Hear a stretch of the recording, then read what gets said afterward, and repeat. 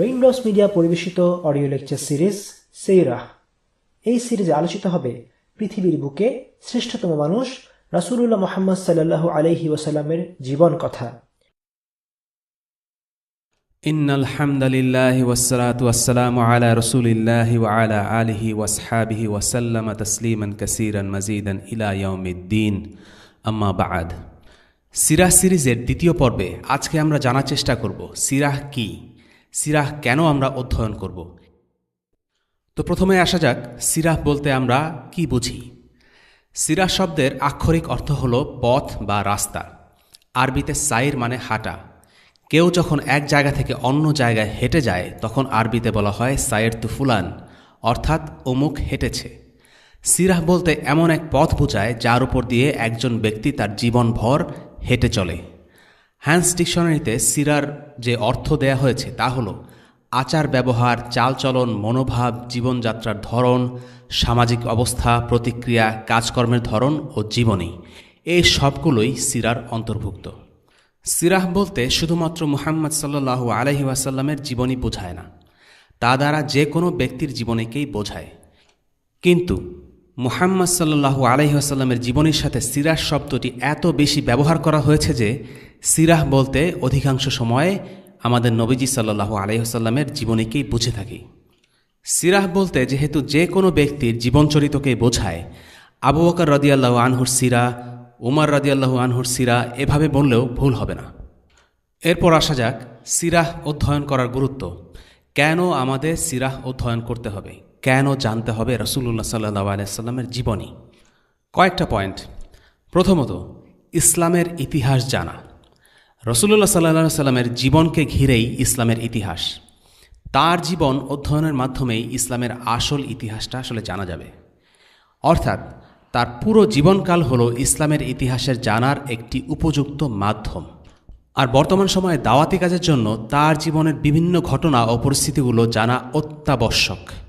রাসূলুল্লাহ সাল্লাল্লাহু আলাইহি ওয়াসাল্লামের সিরাহ অধ্যয়ন তাই নিছক একজন ব্যক্তির জীবন নিয়ে আলোচনা নয়, বরং রাসূলুল্লাহ সাল্লাল্লাহু আলাইহি ওয়াসাল্লামের সিরাহ হলো মুসলিম জাতির ইতিহাস, দ্বীন ইসলামের ইতিহাস। দুনিয়াতেই জান্নাতের সুসংবাদপ্রাপ্ত 10 জন আশারাই মুবাশশিরার মধ্যে একজন হলেন সাআদ ইবনে আবি ওয়াক্কাস রাদিয়াল্লাহু আনহু। তার পুত্র মুহাম্মদ ইবনে সাআদ ইবনে আবি ওয়াক্কাস রাদিয়াল্লাহু আনহু বলেন, আমাদের পিতা রাসূলুল্লাহ সাল্লাল্লাহু আলাইহি ওয়াসাল্লামের পরিচালিত যুদ্ধ সম্পর্কে আমাদেরকে শিক্ষা দিতেন। তিনি আমাদেরকে রাসূলুল্লাহ সাল্লাল্লাহু আলাইহি ওয়াসাল্লামের সিরাহ পড়ানোর সময় বলতেন, এগুলো হলো তোমাদের বাপ দাদাদের ঐতিহ্য, কাজেই এগুলো নিয়ে পড়াশোনা করো। তারা সিরাহকে মাগাজি বলে অভিহিত করতেন। মাগাজি মানে যুদ্ধ। রাসূলুল্লাহ সাল্লাল্লাহু আলাইহি ওয়াসাল্লামের তার জীবনের শেষ ভাগের প্রায় পুরো সময়টা বিভিন্ন যুদ্ধে লিপ্ত ছিলেন, তাই তারা মাগাজি বলতে তার পুরো জীবনকেই নির্দেশ করতেন। আলী ইবনে আবি তালিব রাদিয়াল্লাহু আনহুর নাতি আলী বিন হুসাইন বলেছেন, আমাদেরকে যেভাবে কোরআন শেখানো হয়েছিল ঠিক সেভাবেই রাসূলুল্লাহ সাল্লাল্লাহু আলাইহি ওয়াসাল্লামের জীবনীও পড়ানো হয়েছিল। অর্থাৎ সিরাহ তাদের কাছে এতটাই গুরুত্বপূর্ণ ছিল যে কোরআন অধ্যয়ন করার পিছনে তারা যেভাবে সময় দিতেন, সিরার পিছনেও ঠিক একইভাবে সময় দিতেন। সিরাহ অধ্যয়ন করা কেন এতটা গুরুত্বপূর্ণ তা অল্প চিন্তা করলে বোঝা যায়। কোরআন থেকে মুসা আলাইহিসসালাম এবং ঈসা আলাইহিসসালামের জীবন সম্বন্ধে যতটা বিস্তারিত জানা যায়, ততটা রাসূলুল্লাহ সাল্লাল্লাহু আলাইহি ওয়াসাল্লামের জীবন সম্বন্ধে জানা যায় না।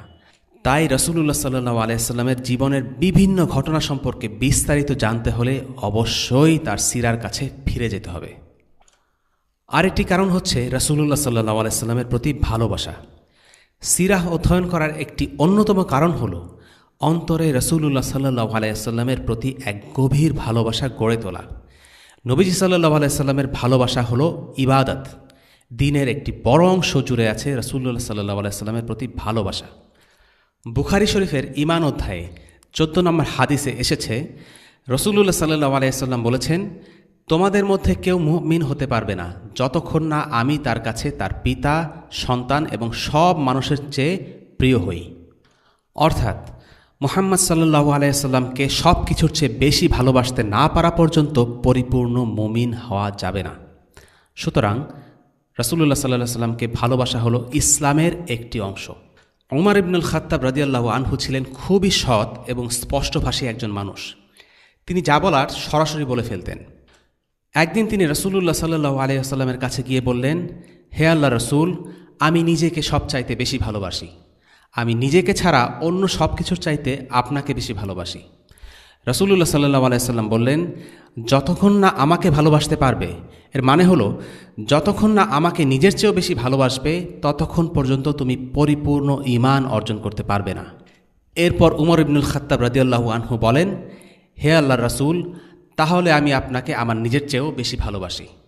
রাসূলুল্লাহ সাল্লাল্লাহু আলাইহি সাল্লাম অতঃপর বলেন, আলান আমান্তা, অর্থাৎ এখন তুমি পরিপূর্ণ ঈমান অর্জন করেছ। এই উম্মাতও রাসূলুল্লাহ সাল্লাল্লাহু আলাইহি সাল্লামকে ভালোবাসে। যে কোনো মুসলিমকে যদি জিজ্ঞাসা করা হয় সে রাসূলুল্লাহ সাল্লাল্লাহু আলাইহি সাল্লামকে ভালোবাসে কি না, তাহলে সে নিশ্চয়ই উত্তর দিবে, হ্যাঁ, বাসি। কিন্তু কারো সম্পর্কে ভালোভাবে না জেনে তাকে মনের গভীর থেকে আন্তরিকভাবে ভালোবাসা যায় না। কাউকে ভালোবাসতে হলে তার সম্পর্কে জানা চাই। আর নবীজির ক্ষেত্রে এটি বিশেষভাবে সত্য, কেননা তিনি এমন একজন মানুষ যার সম্পর্কে যত জানা যায় ততই তার ব্যক্তিত্ব পাঠককে মুগ্ধ করে এবং তার প্রতি ভালোবাসাও তৈরি হয়। যদিও বর্তমানে অধিকাংশ মুসলিমরা তার সম্বন্ধে অল্প বিস্তর জেনেই তাকে ভালোবাসে, তারপরও তার সম্পর্কে ভালোভাবে না জানা পর্যন্ত তার প্রতি গভীর ভালোবাসার জন্ম নেবে না। তাই দেখা যায় যে সাহাবারা রাসূলুল্লাহ সাল্লাল্লাহু আলাইহি সাল্লামকে যত বেশি জানতেন, তারা তত বেশি তার সান্নিধ্য পেতে চাইতেন এবং তাকে তত বেশি ভালোবাসতেন। উদাহরণস্বরূপ বলা যায় আমর ইবনে আল-আসের কথা। তিনি ছিলেন একসময় রাসূলুল্লাহ সাল্লাল্লাহু আলাইহি সাল্লামের ঘোরতর শত্রু, ইসলামের বিরুদ্ধে ষড়যন্ত্রকারী ও দুশমনদের মধ্যে অন্যতম। পরবর্তীতে একসময় তিনি মুসলিম হয়ে যান। মৃত্যুশয্যায় তিনি হঠাৎ কাঁদতে শুরু করলেন। পিতাকে মৃত্যুশয্যায় কাঁদতে দেখে ছেলে আবদুল্লাহ ইবনে আমর বলেন, বাবা, রাসূলুল্লাহ সাল্লাল্লাহু আলাইহি সাল্লাম কি আপনাকে ঈমানের সুসংবাদ দেননি? রাসূলুল্লাহ সাল্লাল্লাহু আলাইহি সাল্লাম আমর ইবনে আল-আস সম্পর্কে বলেছিলেন, আমানা আমর, অর্থাৎ আমর ইবনে আল-আস ঈমান অর্জন করেছে। খোদ রাসূলুল্লাহ সাল্লাল্লাহু আলাইহি সাল্লাম আমর ইবনে আল-আসের মুমিন হওয়ার ব্যাপারে সাক্ষ্য দিয়েছেন। তিনি শুধুমাত্র একজন মুসলিমই ছিলেন না, বরং উঁচু স্তরের একজন মুমিনও ছিলেন।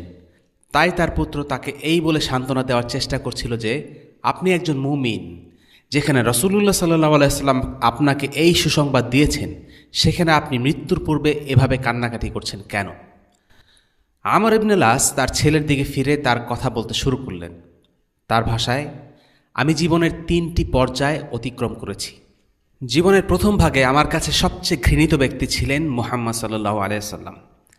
তার প্রতি আমার বিদ্বেষ এতটাই তীব্র ছিল যে তাকে যে কোনোভাবে পাকড়াও করে হত্যা করার ব্যাপারে আমি ছিলাম বদ্ধপরিকর। এটাই ছিল আমার অন্তরের আকাঙ্ক্ষা, তীব্র বাসনা।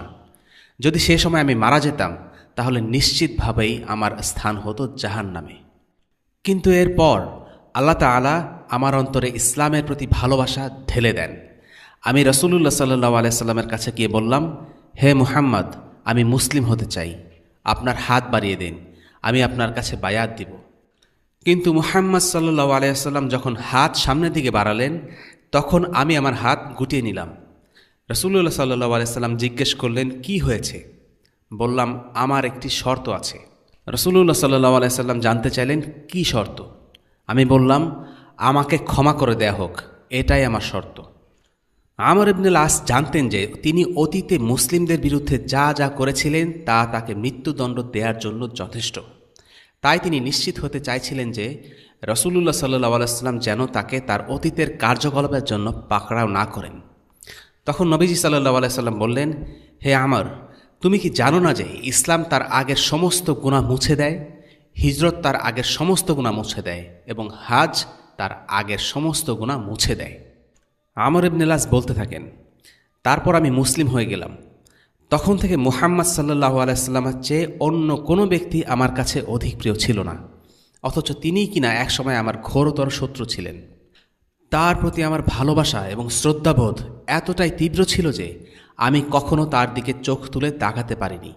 কেউ যদি আমাকে তার দৈহিক সৌষ্ঠব বর্ণনা করার জন্য অনুরোধ করত, তাহলে আমার পক্ষে তাও সম্ভব হতো না।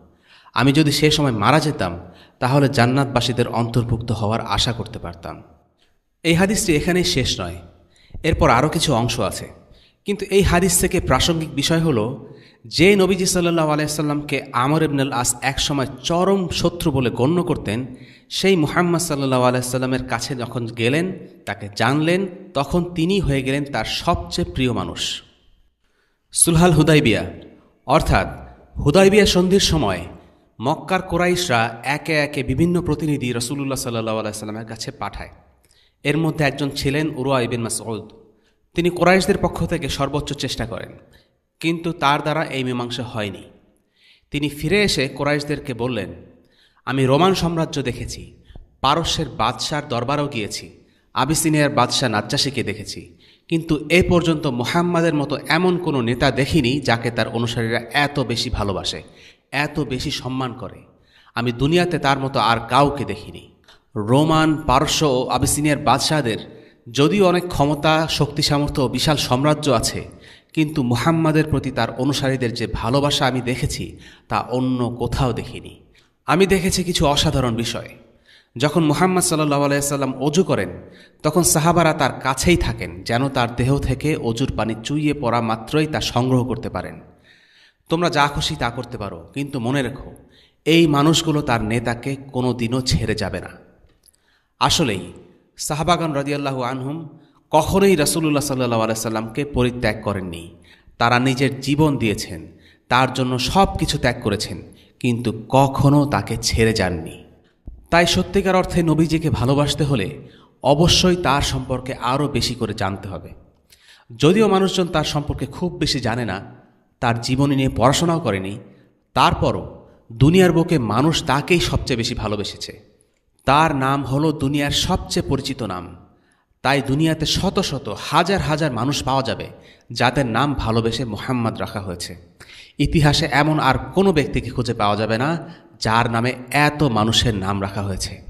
খেয়াল করুন, মানুষ তার সম্পর্কে না জেনেও তাকে এই পরিমাণ ভালোবাসে। তাহলে যে তার জীবনে অধ্যয়ন করবে তার ভালোবাসা কেমন হবে তা তো চিন্তার বাইরে। মুহাম্মদ সাল্লাল্লাহু আলাইহি সাল্লামের নাম পৃথিবীর বুকে সর্বাধিক উচ্চারিত নাম। পৃথিবীর বুকে এমন কোনো জায়গা নেই যেখানে তার নাম উচ্চারিত হয় না। প্রতিটি সেকেন্ডে, প্রতিটি মিনিটে পৃথিবীর কোথাও না কোথাও অন্তত একজন মুয়াজ্জিনের মুখে তার নাম প্রতিনিয়ত উচ্চারিত হচ্ছে। আশহাদু আল্লা ইলাহা ইল্লাল্লাহ, আশহাদু আন্না মুহাম্মাদুর রাসূলুল্লাহ। মুহাম্মদ শব্দের মানে হলো প্রশংসিত, আর এই দুনিয়াতে মুহাম্মদ সাল্লাল্লাহু আলাইহি সাল্লামের মতো প্রশংসিত দ্বিতীয় কোনো ব্যক্তি নেই। তার নাম যথার্থতা লাভ করেছে কারণ তিনি সদা প্রশংসিত এক ব্যক্তি। তার নাম শুনলেই মুসলিমরা তার প্রশংসা করে বলে সাল্লাল্লাহু আলাইহি ওয়াসাল্লাম। তাই তাকে ভালোবাসতে হলে তার সিরা অধ্যয়ন করা কর্তব্য। তার সম্পর্কে যত বেশি জানা যাবে তার প্রতি ভালোবাসা ততই বৃদ্ধি পাবে। আল্লাহ তাআলা বলেছেন, তোমাদের স্ত্রী, তোমাদের গোত্র, তোমাদের সে সম্পদ যা তোমরা অর্জন করেছ, আর সে ব্যবসা যা মন্দা হওয়ার তোমরা আশঙ্কা করো, আর সে বাসস্থান যা তোমরা পছন্দ করো, যদি এগুলো তোমাদের কাছে আল্লাহ, তার রসুল ও তার পথে জিহাদ করার থেকে অধিক প্রিয় হয়, তবে তোমরা অপেক্ষা করো আল্লাহ তার নির্দেশ নিয়ে আসা পর্যন্ত। আল্লাহ ফাসিক সম্প্রদায়কে হিদায়াত দান করে না। সূরা আত-তাওবাহ আয়াত 24। এই আয়াতে স্পষ্টভাবে উল্লেখ করা হয়েছে যে মুসলিমদের ভালোবাসার সর্বোচ্চ হকদার হলেন আল্লাহ তাআলা, তার রসুল সাল্লাল্লাহু আলাইহি সাল্লাম এবং তার রাস্তায় জিহাদ করা। পিতা, পুত্র, ভাই, নিজ গোত্র, ধন সম্পদ সব কিছুর চেয়ে এই তিনটি বিষয় অধিক প্রিয় হতে হবে। প্রতিটি মুসলিমের কাছে আল্লাহর রসুল ও ইসলাম সব কিছুর চেয়ে প্রিয় হওয়া উচিত। এরপর আসছি সর্বোত্তম আদর্শের অনুসরণ। ইমাম ইবন হাজার আল আসকালানী রাহিমাহুল্লাহ বলেছেন, কেউ যদি আখিরাতের জীবনে উচ্চ মর্যাদার অধিকারী হতে চায়, দুনিয়াবী জীবনে প্রজ্ঞা হাসিল করতে চায়, জীবনের সঠিক উদ্দেশ্য বুঝতে চায় এবং নিজের মাঝে প্রকৃত নৈতিকতা ও উন্নত চরিত্রের বহিঃপ্রকাশ দেখতে চায়, তবে সে যেন রাসূলুল্লাহ সাল্লাল্লাহু আলাইহি সাল্লামের পথ অনুসরণ করে। রাসূলুল্লাহ সাল্লাল্লাহু আলাইহি সাল্লাম ছিলেন খুলুক বা আখলাকের প্রতিরূপ। তার মাঝে যাবতীয় অসাধারণ গুণাবলীর অপূর্ব সমাবেশ ঘটেছিল। তাই সিরা অধ্যয়ন করার মাধ্যমে তাকে আরও বেশি করে অনুসরণ করা সম্ভব। পরের পয়েন্ট, কোরআনকে অনুধাবন। কোরআনে এমন কিছু আয়াত রয়েছে যেগুলো ওহী নাজিল হওয়ার সময়কার পরিবেশ পরিস্থিতির ওপর নির্ভরশীল নয়, যেমন আখিরাত সম্পর্কিত আয়াতসমূহ। পরিবেশ পরিস্থিতি যাই থাকুক না কেন, এই আয়াতগুলো সব সময় স্বতন্ত্র থাকে। আবার কোরআনে এমন কিছু আয়াত রয়েছে যেগুলো অবতীর্ণ হয়েছিল রাসূলুল্লাহ সাল্লাল্লাহু আলাইহি সাল্লামের সময়ে সংঘটিত কোনো ঘটনাকে কেন্দ্র করে। তাই দেখা যায় যে কিছু আয়াত ঘটনার পূর্বে নাজিল হয়েছে, কিছু আয়াত ঘটনার সময় নাজিল হয়েছে এবং কিছু আয়াত ঘটনার পরে নাজিল হয়েছে। সিরাহ এসব আয়াতের বিস্তারিত ধারণা দেয়। এর মাধ্যমে কোন ঘটনার প্রেক্ষাপটে কোন আয়াত অবতীর্ণ হয়েছে তা সিরা থেকে বিশদভাবে জানা যায়। যেমন সূরা আহজাবের অধিকাংশ আয়াত অবতীর্ণ হয়েছে আল আহজাব অথবা খন্দকের যুদ্ধকে কেন্দ্র করে। আবার সূরা আলে ইমরানে এমন কিছু আয়াত রয়েছে যা রাসূলুল্লাহ সাল্লাল্লাহু আলাইহি ওয়াসাল্লামের সময়ে সংঘটিত একটা ঘটনাকে কেন্দ্র করে। এই সূরার একটি বড় অংশ জুড়ে রয়েছে মুসলিম ও খ্রিস্টানদের মধ্যকার কিছু কথোপকথন। মূলত নাজরান থেকে আগত খ্রিস্টান প্রতিনিধি দলের সাথে রাসূলুল্লাহ সাল্লাল্লাহু আলাইহি ওয়াসাল্লামের কথোপকথনে নবীজিকে সমর্থন যোগানোর জন্যই এই আয়াতসমূহ নাজিল হয়।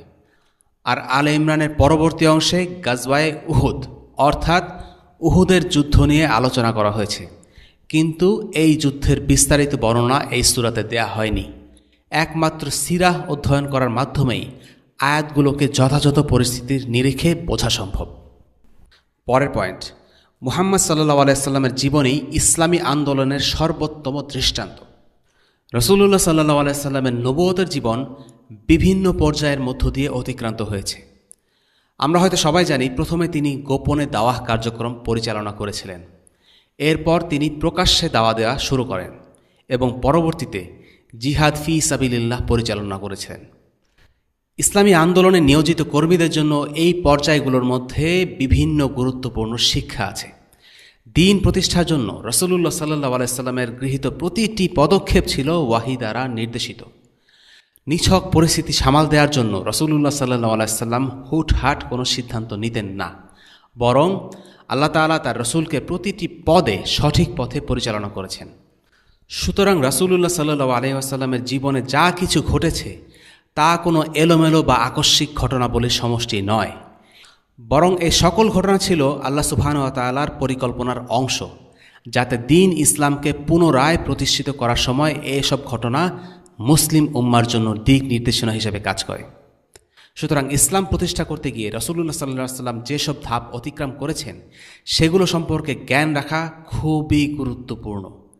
একই সাথে দাওয়াতের ক্ষেত্রে রাসূলুল্লাহ সাল্লাল্লাহু আলাইহি ওয়াসাল্লামের যেসব পর্যায়ে পার করেছেন সেগুলোও খেয়াল রাখতে হবে। রশিদ রিদা বলছেন, মৌখিক নির্দেশনা কখনোই ফল বয়ে আনবে না যদি না হাতে কলমে শিক্ষাদান ও প্রশিক্ষণের ব্যবস্থা থাকে। সিরাহ সাহাবাদেরকে শিখিয়েছিল কোরআনের শিক্ষা কিভাবে বাস্তব ক্ষেত্রে প্রয়োগ করা যায়। সিরাহ তাদেরকে ন্যায়পরায়ণতা ও মধ্যপন্থা অবলম্বনের শিক্ষা দেয়। কোরআন ও সুন্নাহ হচ্ছে মৌখিক নির্দেশ, আর সিরাহ হলো সেই নির্দেশের বাস্তব প্রতিফলন। অন্যান্য নবী রাসূলদের সিরাহ সংরক্ষিত নেই, কিন্তু মুসলিমদের কাছে কোরআন সুন্নাহর পাশাপাশি রাসূলুল্লাহ সাল্লাল্লাহু আলাইহি ওয়াসাল্লামের সিরাও সংরক্ষণ করা আছে। কোরআনের একটি আয়াতে বলা হয়েছে যে রমাদানে কালো সুতা থেকে সাদা সুতা আলাদা না হওয়া পর্যন্ত সেহরি খাওয়া যাবে। একজন সাহাবী এই আয়াতটির আক্ষরিক অর্থের উপর আমল করা শুরু করে দিলেন। তিনি তার বালিশের নিচে একটি সাদা সুতা ও একটি কালো সুতা রাখলেন। এরপর তিনি খেলেন। তারপর আবার বালিশ সরিয়ে দেখলেন যে সুতা দুটির মধ্যে পার্থক্য করা যায় কিনা। যখন তিনি দেখলেন যে সুতার রঙে কোনো পরিবর্তন আসেনি, তখন আবার খাওয়া শুরু করলেন। এরকম করে অনেকক্ষণ চলতে থাকলো। অবশেষে তিনি রাসূলুল্লাহ সাল্লাল্লাহু আলাইহি ওয়াসাল্লামের কাছে গিয়ে ব্যাপারটা খুলে বললেন। সব শুনে রাসূলুল্লাহ সাল্লাল্লাহু আলাইহি ওয়াসাল্লাম হেসে ফেললেন এবং বললেন যে এই আয়াতের মানে এই নয় যে তুমি সুতার দিকে তাকিয়ে থাকবে, বরং সাদা সুতা বলতে এখানে দিগন্তে উত্থিত সূর্যের প্রথম আলোকে বোঝানো হচ্ছে। অর্থাৎ আয়াতটির বাস্তব প্রয়োগ কী হবে তা রাসূলুল্লাহ সাল্লাল্লাহু আলাইহি ওয়াসাল্লাম সাহাবীকে শিখিয়ে দিলেন। সুতরাং বোঝাই যাচ্ছে কোরআন ও সুন্নাহ থেকে প্রাপ্ত জ্ঞান কীভাবে বাস্তবে প্রয়োগ করতে হবে তা রাসূলুল্লাহ সাল্লাল্লাহু আলাইহি ওয়াসাল্লাম এবং তার সাহাবাদের জীবনী থেকে জানা সম্ভব। আরেকটি গুরুত্বপূর্ণ পয়েন্ট হলো সিরাহ অধ্যয়ন করা একটি ইবাদত। সিরাহ কোনো বিনোদনের জন্য নয়, এটি ইবাদতের মধ্যে পড়ে। তাই সিরাহ অধ্যয়নের জন্য আল্লাহ তাআলার তরফ থেকে উত্তম প্রতিদান রয়েছে। যে জমায়েতে রাসূলুল্লাহ সাল্লাল্লাহু আলাইহি ওয়াসাল্লামের সিরাহ অধ্যয়ন করা হয় সে জমায়েত আল্লাহ তাআলার ইবাদত করার জন্য জমায়েত, আল্লাহ তাআলাকে স্মরণ করার জমায়েত। আর যে জমায়েতে আল্লাহ তাআলাকে স্মরণ করা হয় ফেরেশতারা সে জমায়েত ঘিরে থাকেন।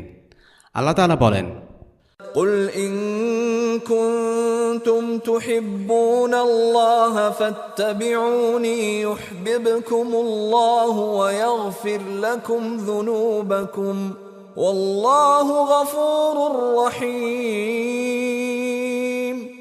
বলুন, যদি তোমরা আল্লাহকে ভালোবাসো তাহলে আমার অনুসরণ করো। আল্লাহ তোমাদেরকে ভালোবাসবেন এবং তোমাদের পাপ মার্জনা করে দেবেন, এবং আল্লাহ অত্যন্ত ক্ষমাশীল, পরম দয়ালু। সূরা আলে ইমরান আয়াত 31। সিরাতের জ্ঞান আমাদের মধ্যে আশা জাগায়, আত্মার পরিশুদ্ধি করে এবং আমাদেরকে আশাবাদীও করে তোলে। এর মাধ্যমে আমরা জানতে পারি যে আমাদের পূর্ববর্তীগণ অনেক কষ্ট সহ্য করে গেছেন। আমাদের সময়ের ফিতনা পরীক্ষার সাথে তাদের তুলনা করলে দেখতে পাই যে আমাদের জন্য পরিস্থিতিটা অনেকটাই সহজ। কোরআনে আল্লাহ সুবহানাহু ওয়া তাআলা পূর্ববর্তী নবীদের গল্পও উল্লেখ করেছেন। এতে নবীজি সাল্লাল্লাহু আলাইহি ওয়াসাল্লামের আশাবাদ বৃদ্ধি পেয়েছে এবং আমাদেরও ঈমান বৃদ্ধি পায়। সিরা সর্বোত্তম প্রজন্ম সম্পর্কে আমাদেরকে জানতে সাহায্য করে। আমরা জানি সর্বোত্তম প্রজন্ম হচ্ছে সাহাবা আজমাইনদের প্রজন্ম। আল্লাহ তাদের উপর সন্তুষ্ট এবং তারা আল্লাহর উপর। রাসূলুল্লাহ সাল্লাল্লাহু আলাইহি ওয়াসাল্লাম বলেছেন, সর্বোত্তম উম্মাহ হচ্ছে আমার উম্মত। এবং যেহেতু রাসূলুল্লাহ সাল্লাল্লাহু আলাইহি ওয়াসাল্লাম ছিলেন সৃষ্টির সেরা মানব, তার সাহাবাগণ হচ্ছেন এর পরে সবচেয়ে উত্তম।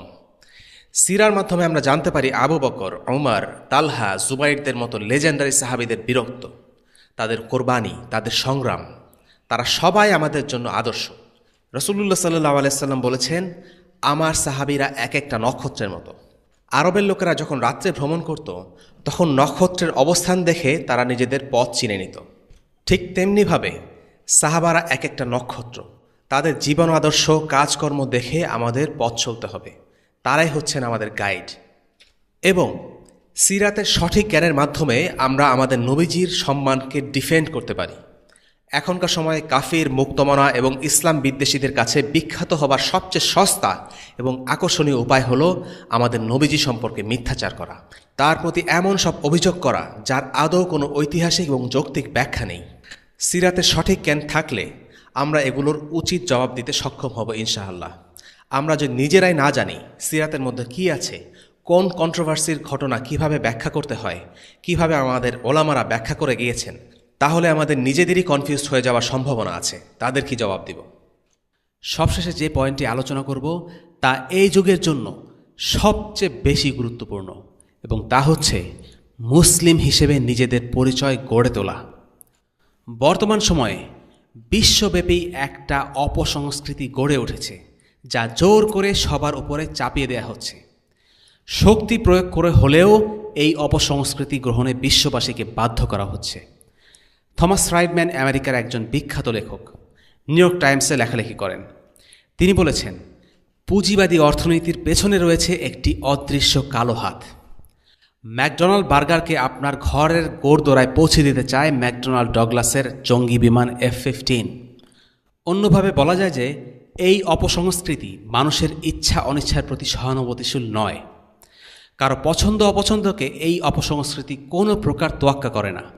হয় ম্যাকডোনাল্ড বার্গার কিনে খাও, নতুবা ম্যাকডোনাল্ড ডগলাসের জঙ্গি বিমান F-15 তোমার আকাশসীমায় হাজির হবে। এটি এমন একটি সংস্কৃতি যা কিনা ভিন্ন মত একদমই সহ্য করতে পারে না। এটি দুনিয়ার বুক থেকে অন্য সব মতাদর্শকে উপড়ে ফেলতে চায়। আলেকজান্ডার সলজেনিৎসিন নামক একজন রাশিয়ান বিখ্যাত ইতিহাস রচয়িতা বলেছেন, একটি জাতিকে ধ্বংস করতে হলে অবশ্যই তার শেকড় কেটে দিতে হবে। ইসলাম ছাড়া অন্য সব মতাদর্শ আজ এই বৈশ্বিক সংস্কৃতির সামনে মুখ থুবড়ে পড়েছে। ইসলাম একটি জীবন ব্যবস্থা যা স্বয়ংসম্পূর্ণ এবং দুনিয়ার সকল আদর্শকে মোকাবেলা করতে সক্ষম। দুনিয়ার সমস্ত চ্যালেঞ্জের মুখোমুখি হবার সামর্থ্য থাকলেও কিছু মুসলিম আজ ইসলামের শ্রেষ্ঠত্ব নিয়ে কিছুটা সন্দিহান। আমাদের চারপাশে ইসলামের বিধিবিধান মেনে চলার চেষ্টা করেন এমন অনেক মুসলিম রয়েছেন, কিন্তু মুসলিম হিসেবে যে একটা স্বকীয়তা বা নিজস্ব পরিচয় রয়েছে তা অধিকাংশের মাঝে আজ অনুপস্থিত। একজন রকস্টার বা ফুটবল খেলোয়াড়ের সাথে একজন গড়পড়তা মুসলিমের যতটা সাদৃশ্য দেখা যায় ততটা একটা সাহাবীর সাথে দেখা যায় না। এই যুগের যুবকেরা সাহাবীদের সম্পর্কে যতটা না জানে তার চেয়েও বেশি জানে খেলোয়াড়দের সম্পর্কে। এমনকি তারা নবী রাসূলদের সম্পর্কেও তেমন কিছু জানে না। আজকের দিনের অল্প কজন যুবকই আল্লাহ তাআলা সব নবী রাসূলদের নাম এবং সাহাবাদের নাম মনে রাখতে পারবে, কিন্তু সেই একই ব্যক্তিকে তার প্রিয় ফুটবল টিমের অথবা ক্রিকেট খেলোয়াড়দের নাম জিজ্ঞাসা করা হলে দেখা যাবে সে হড়বড় করে অনেক কথা বলে ফেলেছে। মুসলিমদের মাঝে আত্মপরিচয়ের যে সংকট দেখা দিয়েছে তা নিঃসন্দেহে তীব্র আকার ধারণ করেছে। আর এই পরিচয় সংকট দূর করার জন্য যেসব পদক্ষেপ নেওয়া জরুরি তা হচ্ছে ইসলামী ইতিহাসের উপর ভালো দখল থাকতে হবে। তাদের সিলেবাসে যেসব বিষয় থাকা খুব জরুরি সেগুলো হচ্ছে রাসূলুল্লাহ সাল্লাল্লাহু আলাইহি সাল্লামের সিরাহ, নবীদের জীবনী, সাহাবাদের জীবন কাহিনী এবং সবশেষে মুসলিমদের সামগ্রিক ইতিহাস। সুতরাং প্রথম পদক্ষেপ হল ইসলামের ইতিহাস জানার মাধ্যমে নিজেদের একটি পরিচয় গড়ে তোলা, কারণ এই ইতিহাস মুসলিমদের নাড়ির ইতিহাস, মুসলিমদের অস্তিত্ব। সমগ্র মুসলিম জাতি এক উম্মাহ, নিজেকে পুরো মুসলিম উম্মার একজন সদস্য মনে করতে হবে। জাতীয়তার ভিত্তিতে মুসলিমদের এক একজনের যে পরিচয় রয়েছে তা যেন মুসলিম পরিচয়ের উপর কোনো প্রভাব বিস্তার না করতে পারে। মুসলিমদের মধ্যে কেউ আছে কুয়েতি, কেউ আছে আমেরিকান, কেউ আছে ব্রিটিশ বা পাকিস্তানি, তবে এই জাতীয়তাবাদী পরিচয় যেন মুসলিম পরিচয়ের চেয়ে অধিক গুরুত্বপূর্ণ না হয়ে যায়। ইসলাম কিন্তু এই জাতীয়তাবাদী চিন্তাভাবনা দূর করার জন্যই এসেছে। মুসলিমদের আনুগত্য হল আল্লাহ তাআলা এবং তার দ্বীন ইসলামের প্রতি। তাই সারা বিশ্বে ছড়িয়ে ছিটিয়ে থাকা মুসলিম ভাই বোনদের খোঁজ খবর রাখতে হবে। ফিলিস্তিনে কি হচ্ছে না হচ্ছে সে ব্যাপারে প্রতিটি ব্রিটিশ মুসলিমের উদ্বিগ্ন থাকা উচিত। প্রতিটি আমেরিকান মুসলিমের উচিত কাশ্মীরের ঘটনার প্রতি লক্ষ্য রাখা। মুসলিম বিশ্বের প্রতিটি কোণে কি ঘটছে সে ব্যাপারে মুসলিমদের এমনভাবে উদ্বিগ্ন হওয়া উচিত যেন তার নিজের বাড়িতেই ঘটছে। নিজেদের আত্মপরিচয় গড়ে তোলার ব্যাপারে এগুলো খুবই জরুরি উপাদান। একটু আগেই বলছিলাম, আলেকজান্ডার সলজেনিৎসিন বলেছেন, একটি জাতিকে ধ্বংস করার জন্য প্রথমেই সেই জাতিকে তাদের শেকড় কেটে দিতে হবে, তাদেরকে তাদের ইতিহাস ভুলিয়ে দিতে হবে। ধ্বংস থেকে বাঁচতে হলে শেকড় চেনার প্রথম পদক্ষেপ তাই রাসূলুল্লাহ সাল্লাল্লাহু আলাইহি সাল্লামের জীবন সম্পর্কে জানা। মুহাম্মদ সাল্লাল্লাহু আলাইহি সাল্লামের রিসালাতের প্রমাণ হলো তার জীবনে ঘটে যাওয়া ঘটনা। রাসূলুল্লাহ সাল্লাল্লাহু আলাইহি সাল্লামের সবচেয়ে বড় মুজিজা হলো কোরআন। এছাড়াও রাসূলুল্লাহ সাল্লাল্লাহু আলাইহি সাল্লামের রিসালাতের প্রমাণ হিসাবে আরও অনেক মুজিজা ছিল, তবে তার জীবনে ঘটে যাওয়া ঘটনাসমূহই রিসালাতের অন্যতম প্রমাণ। রাসূলুল্লাহ সাল্লাল্লাহু আলাইহি সাল্লাম 40 বছর বয়স পর্যন্ত অতি সাধারণ জীবনযাপন করেছেন। এ সময় তার ব্যবহার, কথাবার্তা, চলাফেরা এবং চরিত্র ছিল সত্যি চোখে পড়ার মতো, কিন্তু তিনি কোনো দিন ক্ষমতা বা আধিপত্য লাভের প্রতি আগ্রহী ছিলেন না।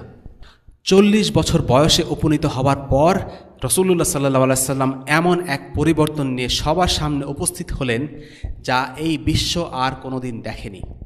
এটা একটা অভূতপূর্ব বিষয়, একটা অবিশ্বাস্য বিষয়। তিনি ছিলেন নিরক্ষর।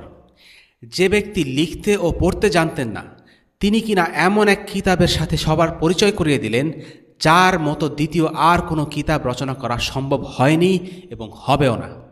এমন নজির রয়েছে ভুরি ভুরি। রাসূলুল্লাহ সাল্লাল্লাহু আলাইহি সাল্লামের জীবনে অনেক অবিশ্বাস্য ঘটনা আছে যেগুলোর একটি মাত্র ব্যাখ্যাই গ্রহণযোগ্য, আর তা হলো তিনি আল্লাহর নবী। আল্লাহ তাআলাই এই মুজিজা বা অলৌকিক ঘটনাগুলো ঘটিয়েছেন। রাসূলুল্লাহ সাল্লাল্লাহু আলাইহি সাল্লাম যা অর্জন করেছিলেন তা আল্লাহ তাআলার সাহায্য ছাড়া কোনো মতেই অর্জন করা সম্ভব হতো না। সুতরাং সিরাহ এটাও প্রমাণ করে যে তিনি ছিলেন আল্লাহ তাআলার মনোনীত রাসূল। যে মুহাম্মদ সাল্লাল্লাহু আলাইহি সাল্লাম জীবনের প্রথম 40টা বছর একজন সাধারণ মানুষ হিসেবে জীবনযাপন করেছিলেন, সেই মুহাম্মদ সাল্লাল্লাহু আলাইহি সাল্লামই পরবর্তীতে একজন রাজনৈতিক নেতা, সামরিক নেতা, ধর্মীয় নেতা, বিশাল সংসারের প্রধান, আইন প্রণেতা, শিক্ষক, ইমাম এবং আরও অনেক দায়িত্ব পালন করেছিলেন। আর এসব ঘটেছিল তার জীবনের শেষ 23 বছরে। নিঃসন্দেহে অবিশ্বাস্য। ওপরের আলোচনা থেকে এ কথা স্পষ্ট যে দুনিয়ার সর্বকালের সেরা মানুষ হলেন মুহাম্মদ সাল্লাল্লাহু আলাইহি ওয়াসাল্লাম, এবং সেই মানুষটি সিরাহ নিঃসন্দেহে শ্রেষ্ঠ সিরাহ। তার মহত্ব বা মাহাত্ম্য বোঝানোর জন্য যাই বলা হোক না কেন তা কম হবে। তার শ্রেষ্ঠত্ব দুনিয়ার যাবতীয় মাইল ফলককে ছাড়িয়ে যায়। দুনিয়াতে এ যাবৎকালের সর্বোচ্চ প্রভাবশালী 100 জন ব্যক্তিকে নিয়ে বিখ্যাত আমেরিকান লেখক মাইকেল এইচ হার্ট একটি বই লিখেছিলেন। বইটির নাম হল দ্য 100 মোস্ট ইনফ্লুয়েন্সিয়াল পিপল। এই উদ্দেশ্যে তিনি ইতিহাসের বিভিন্ন সময়ে প্রভাবশালী নেতাদের জীবনী অধ্যয়ন করেছিলেন। একজন অমুসলিম হয়েও শেষ পর্যন্ত তিনি উপলব্ধি করতে পারলেন যে সন্দেহাতীতভাবে মুহাম্মদ সাল্লাল্লাহু আলাইহি ওয়াসাল্লাম হলেন এ যাবৎকালের সর্বশ্রেষ্ঠ মানব। এই বইটি মূলত অমুসলিমদের জন্য লেখা হয়েছিল। অনেকে তার এই বাছাই নিয়ে প্রশ্ন তুলতে পারে। এই ভেবে তিনি সূচনাতে লিখেছিলেন, আমার তৈরি করা পৃথিবীর এ যাবৎকালের সবচেয়ে প্রভাবশালী ব্যক্তিদের তালিকার 1 নম্বরে মুহাম্মদকে দেখে অনেক পাঠক অবাক হতে পারে। আমার মনোনয়ন নিয়েও অনেক প্রশ্ন উঠতে পারে। আসলে পুরো ইতিহাসে একমাত্র তিনিই হলেন এমন এক ব্যক্তি যিনি আধ্যাত্মিক এবং দুনিয়াবি উভয় জায়গাতেই সর্বোচ্চ সফলতার ছাপ রেখেছেন। এরপর তিনি আরও বলেছেন, দুনিয়াবি ও আধ্যাত্মিক উভয় পর্যায়ে মুহাম্মদ সাল্লাল্লাহু আলাইহি ওয়াসাল্লামের অসাধারণ প্রভাব দেখে আমি তাকে মানব ইতিহাসের সবচেয়ে প্রভাবশালী নেতা হিসেবে বাছাই করেছি। মাইকেল হার্ট সত্যের কাছে মাথা নত করতে বাধ্য হয়েছিলেন। মুহাম্মদ সাল্লাল্লাহু আলাইহি ওয়াসাল্লাম যে সর্বকালের সর্বশ্রেষ্ঠ মানব তাতে কোনো সন্দেহ নেই। এরপর তিনি পাঠকদের কাছে এই বলে ক্ষমা চেয়েছিলেন যে আমার কিছুই করা ছিল না, অর্থাৎ তালিকায় মুহাম্মদ সাল্লাল্লাহু আলাইহি ওয়াসাল্লামের ওপরে রাখার মতো আর কাউকে তিনি পাননি। যদি তাকে তার অসাধারণ ব্যক্তিত্বের যে কোনো একটি দিক দিয়ে বিচার করা হয়, যেমন সামরিক বাহিনীর নেতা হিসাবে, তবে দেখা যায় যে তিনি সামরিক নেতা হিসেবে সবার সেরা ছিলেন। আবার ধর্মীয় নেতা হিসাবেও তিনি অসাধারণ ছিলেন। কাজেই যেই দিক দিয়ে বিচার করা হোক না কেন, যতভাবে তার জীবন ব্যবচ্ছেদ করা হোক না কেন, তার জীবনের যে কোনো একটি দিকই তার সেরা হওয়ার জন্য যথেষ্ট। এখানে মনে রাখা জরুরি যে সিরা হচ্ছে আল মুস্তাফার কাহিনী। মুস্তাফা মানে হলো যাকে বাছাই করা হয়েছে। আল্লাহ সুবহানাহু ওয়া তাআলা তাকে সবার মধ্য থেকে বাছাই করেছেন। মুহাম্মদ সাল্লাল্লাহু আলাইহি ওয়াসাল্লাম আল মুস্তাফা আল খালকি, তিনি আল্লাহ তাআলার সমগ্র সৃষ্টির মধ্য থেকে নির্বাচিত। সিরাহ শাস্ত্র ও হাদিস শাস্ত্রের মধ্যে বেশ কিছু পার্থক্য আছে। সিরাহ ও হাদিস শাস্ত্র জ্ঞানের দুটি ভিন্ন ভিন্ন শাখা। কিছু কিছু ক্ষেত্রে এই দুটি শাখার মধ্যে অনেক সাদৃশ্য দেখা যায়, কিন্তু এই দুটি শাখার নিয়ম রীতি একে অপর থেকে অনেকাংশেই আলাদা। হাদিসের আলিমগণ নিয়মনীতির ব্যাপারে বেশ কঠোরতা অবলম্বন করেন, কিন্তু সিরার ব্যাপারে তারা কিছুটা ছাড় দেন। এর কারণ হলো হাদিসের সত্যতা বা ইসনাদ যাচাই করার পর তা থেকে হুকুম আহকাম প্রতিপাদন করতে হয়। তাই মুহাদ্দিসগণ সর্বদা হাদিসের সত্যতা যাচাইয়ের ব্যাপারে সতর্ক থাকার চেষ্টা করেন, যেন হাদিসগুলোর ইসনাদ ঠিক থাকে। দুর্বল ইসনাদের হাদিসের উপর ভিত্তি করে কেউ যেন ইবাদত করতে না হয়, তা চিন্তা করেই আলিমগণ হাদিসের নিয়মনীতির ব্যাপারে এত কড়াকড়ি আরোপ করেন। কিন্তু সিরার ক্ষেত্রে ব্যাপারটি এমন নয়। সিরাহকে ইতিহাস গ্রন্থ হিসেবে দেখা হয়, তাই হুকুম আহকামের উপর এর কোনো প্রভাব থাকে না। এবং যেহেতু সিরার উপর ভিত্তি করে কোনো হুকুম আহকাম নির্ধারণ করা হয় না, তাই এর নিয়মকানুনের ব্যাপারে সিরাহ এর রচয়িতাগণ এতটা কড়াকড়ি নন। ইমাম আহমদ ইবনে হাম্বল রাহিমাহুল্লাহ, যিনি হাদিস শাস্ত্রের একজন আলিম ছিলেন, তিনি বলেছেন, যখন আমরা ইতিহাস নিয়ে কথা বলি তখন আমরা বেশ ছাড় দেই। তাই দেখা যায় যে সিরার রচয়িতাগণ এমন অনেক বর্ণনা সিরার অন্তর্ভুক্ত করেন যেগুলো আসলে হাদিস হিসেবে হয়তো গ্রহণ নাও করতে পারেন। সুতরাং সিরাহ ও হাদিসের ক্ষেত্রে এটাই ছিল পূর্ববর্তী আলিমদের গৃহীত পন্থা। সিরাতে ইবনে ইসহাক, সিরাতে ইবনে সাদ সহ পূর্ববর্তী আলিমদের সিরা গ্রন্থগুলো এসব নিয়মকানুনের উপর ভিত্তি করেই লেখা হয়েছে। তবে সাম্প্রতিক সময়ে কিছু আলিম সিরা রচনার ক্ষেত্রে নতুন একটি ধারা সংযোজন করেছেন। তারা সিরার ক্ষেত্রেও হাদিসের নিয়ম প্রয়োগ করতে চান।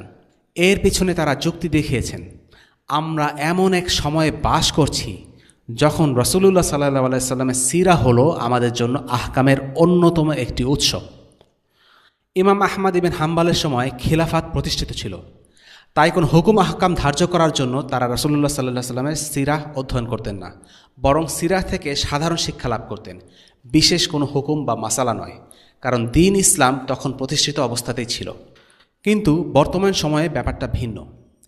কিভাবে দাওয়া করতে হবে, ইসলামকে পুনরায় প্রতিষ্ঠিত করতে হলে কি কি পর্যায়ে অতিক্রম করতে হবে, এসব বিষয়দের জানার জন্য অবশ্যই সিরাহ অধ্যয়ন করতে হবে।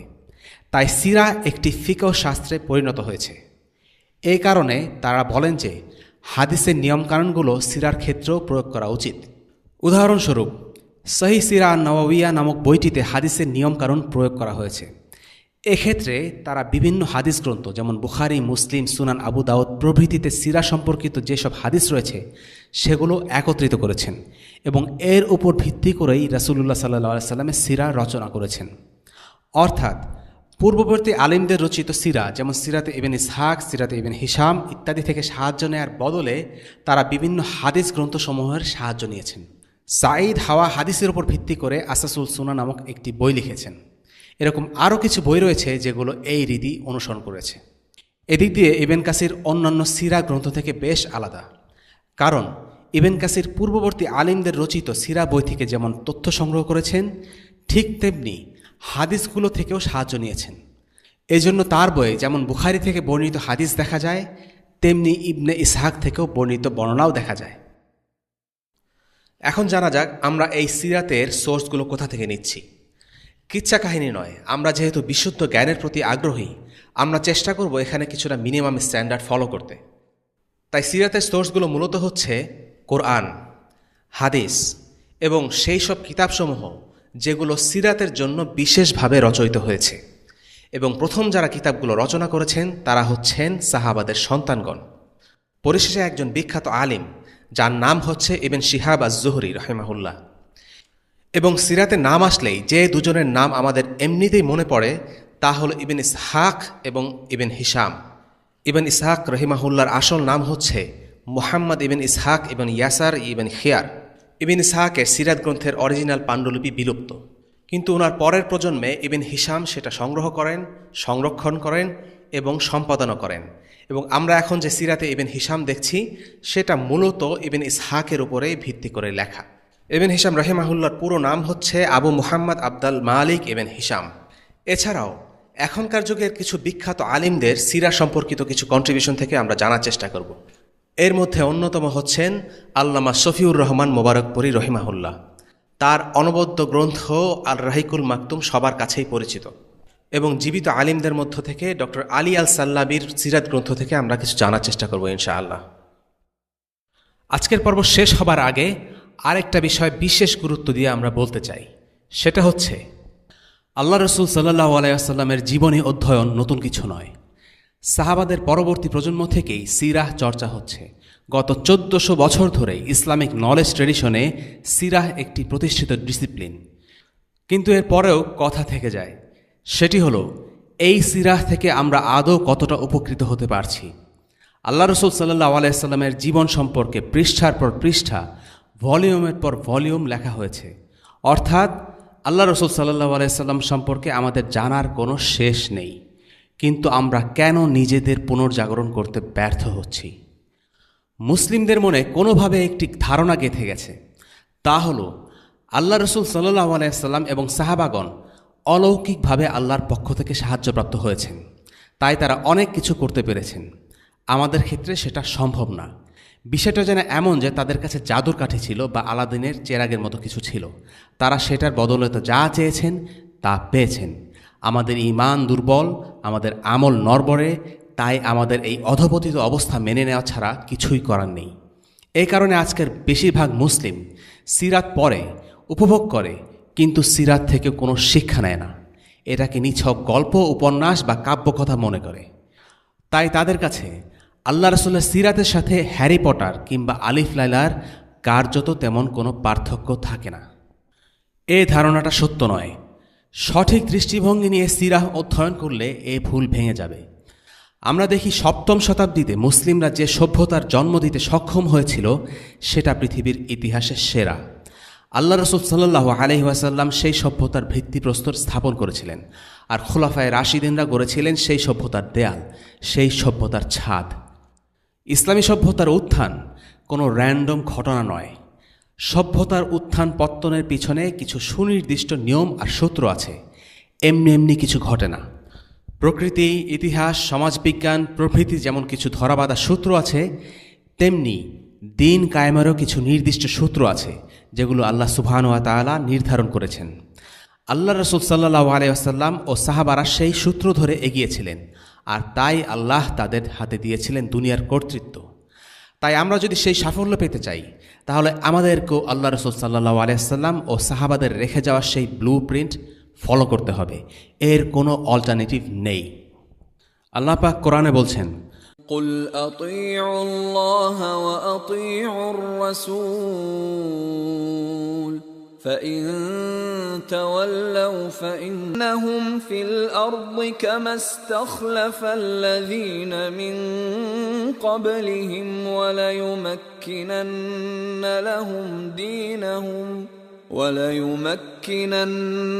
لهم دينهم الذي ارتضى لهم وليبدلنهم من بعد خوفهم أمنا يعبدونني لا يشركون بي شيئا ومن كفر بعد ذلك فأولئك هم الفاسقون وأقيموا الصلاة وآتوا الزكاة وأطيعوا الرسول لعلكم ترحمون।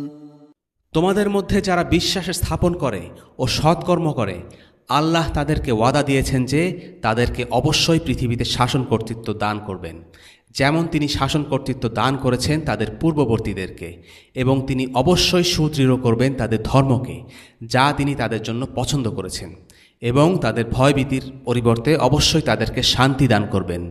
তারা আমার ইবাদত করবে এবং আমার সাথে কাউকে শরিক করবে না। এরপর যারা অকৃতজ্ঞ হবে তারাই অবাধ্য। নামাজ কায়েম করো, জাকাত প্রদান করো এবং রাসূলের আনুগত্য করো, যাতে তোমরা অনুগ্রহপ্রাপ্ত হও। সূরা আন-নূর আয়াত 55 এবং 56। কাজে আমরা এই কথা বলতে পারি না যে আল্লাহ রাসূল ও সাহাবারা বিজয়ী হয়েছিলেন কারণ তারা অলৌকিকভাবে সাহায্যপ্রাপ্ত হয়েছিলেন। তাদের সময়ে অনেক মিরাকল ঘটেছিল, কারণ সিরা থেকে এটা পরিষ্কার তাদেরকে রক্ত, ঘাম আর শ্রম দিতে হয়েছিল।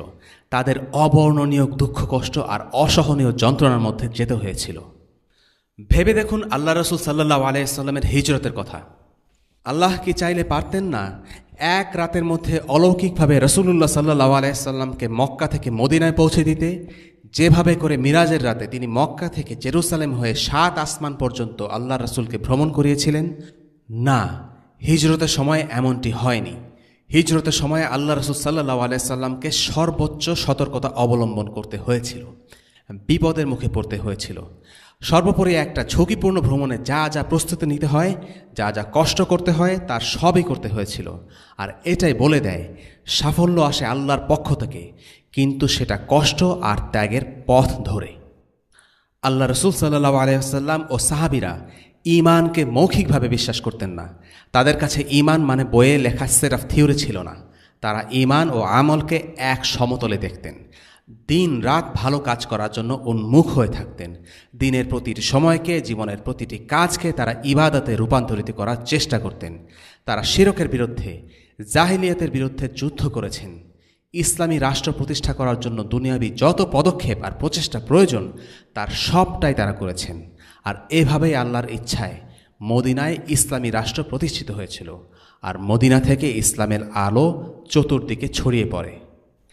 কাজেই জাতি হিসেবে এই যে আমরা পিছিয়ে আছি, তার কারণ হলো ইসলামের প্রথম প্রজন্ম যা করেছে আমরা তা করছি না, বা তাদের ধারে কাছেও যেতে চাইছি না।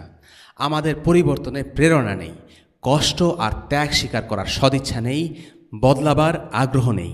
এই অবস্থায় আমরা আশা করতে পারি না বিজয় আসবে, কারণ আল্লাহর সুন্নাতে এমন জাতির জন্য বিজয় লেখা নেই। বিজয় আল্লাহ তাদের জন্য লিখেছেন যারা আল্লাহ ও তার রাসূলের দেখানো পথে কষ্ট করে, ত্যাগ স্বীকার করে। এটাই হলো মুসলিম জাতির জন্য আল্লাহ তাআলার বেঁধে দেয়া নিয়ম। আর তাই এই সিরাহ সিরিজকে নিছক সাহিত্য চর্চা হিসেবে নিলে চলবে না, বরং সিরাহ হলো আমাদের চলার পথ। আমরা যদি মনে করি এই কাহিনীগুলো কেবল কাহিনী মাত্র, তাহলে আমাদের সিরাহ পড়া নিরর্থক। আমরা যদি মনে করি আল্লাহ রাসূল সাল্লাল্লাহু আলাইহি ওয়াসাল্লামের যুগে যা কিছু ঘটেছে সেগুলো শুধু সে সময়ের জন্য প্রযোজ্য, তাহলে আমাদের সিরাহ পড়া অর্থহীন। সিরাহ জানার উদ্দেশ্য রাসূলুল্লাহ সাল্লাল্লাহু আলাইহি ওয়াসাল্লামের মানহাজ সম্পর্কে জানা, সেখান থেকে শিক্ষা গ্রহণ করে নিজেদের জীবনে প্রয়োগ করা। এই কথা মাথায় রেখে যেন আমরা সিরাহ শুরু করতে পারি। ওয়াসাল্লাল্লাহু আলা সাইয়্যিদিনা মুহাম্মদ ওয়া আলা আলিহি ওয়া আসহাবিহি আজমাইন। আলহামদুলিল্লাহি রাব্বিল আলামিন। আসসালামু আলাইকুম ওয়া রাহমাতুল্লাহি ওয়া বারাকাতুহু। রেইনড্রপস মিডিয়ার অন্যান্য প্রজেক্ট সম্পর্কে জানতে ভিজিট করুন www.raindropsmedia.org অথবা ফেসবুক পেজ www.facebook.com/raindropsmedia অথবা ইউটিউব চ্যানেল www.youtube.com/raindropsmediaorg2015